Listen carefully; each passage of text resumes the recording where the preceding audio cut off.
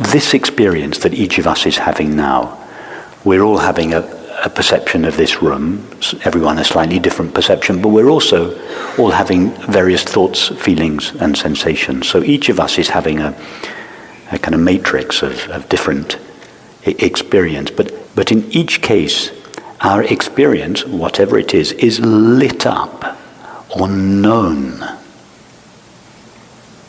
Just as, relatively speaking, this room is lit up or rendered visible by the light of the sun, our experience is rendered knowable by the light of consciousness. And that light of consciousness is not in experience, but all experience is suffused by it, is illuminated by it. Even the deepest depression, if you were to try to graphically illustrate a deep depression, you could just take a piece of paper and paint it black. Yes? But even a depression is known. In other words, even that darkness is lit up or rendered knowable by the bright light of awareness. So all experience, from our darkest moments to our brightest moments, are lit up or rendered knowable by the same light of knowing. And that light of knowing is called I. The common name for it is I. It is I that knows my experience. Everybody calls that which knows their experience I. If we were to ask any of the 7 billion of us on the street, what is it that is aware of your current experience? Everyone would say, it is I that knows my experience. And if we make an investigation, what is that I? It's just knowing. It's like the sun is just light. I is just pure knowing, without anything that is known. It is just the knowing of experience, and it's always in the same pristine condition. It is the foundation of all knowledge and experience. It is that in which all experience appears. It is that with which all experience is known, and it is that out of which all experience is made. So there is a literal truth to the saying that we are the light, that we are actually light. No, I'm being literal. I agree. It is literally true that we are the light of knowing. Imagine now if you were all to remove knowing from your current experience. What would be left? We can't even say nothing. In order to say nothing, we have to be aware there is nothing there. There are no things there. If we remove knowing from experience, we cannot even say there is nothing. So is there, in this picture, in this model, is there room for love? Absolutely yes. Love is the recognition that we share our being. What you refer to when you say, I am.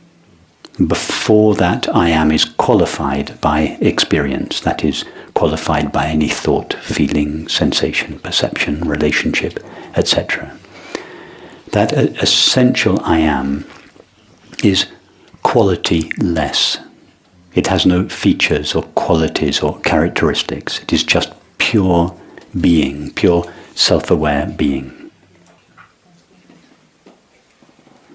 And that experience of pure being is the same for each of us.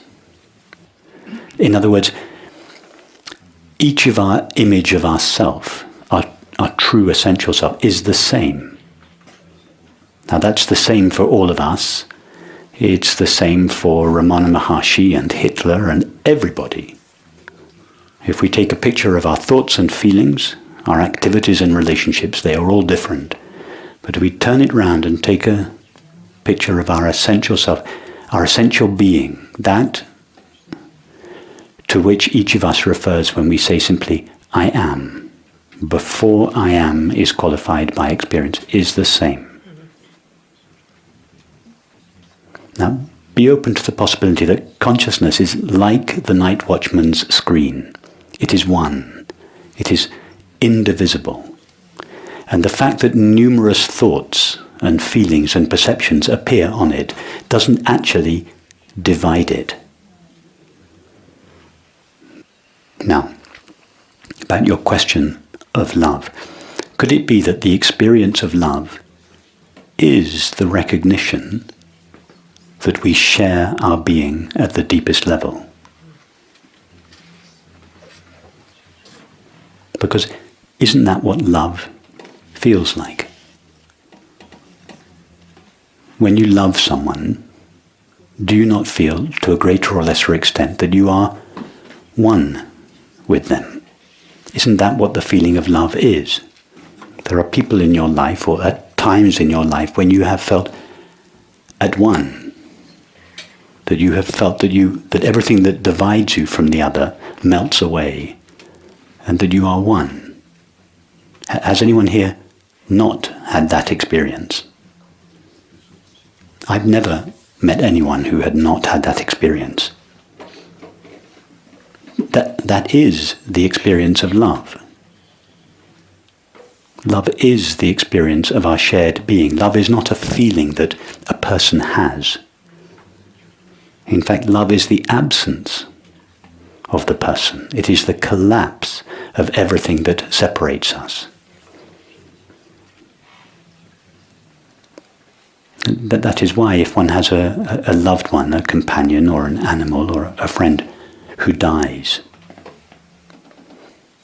our memories of that person, the memories of the particular thoughts, the particular actions, they slowly fade.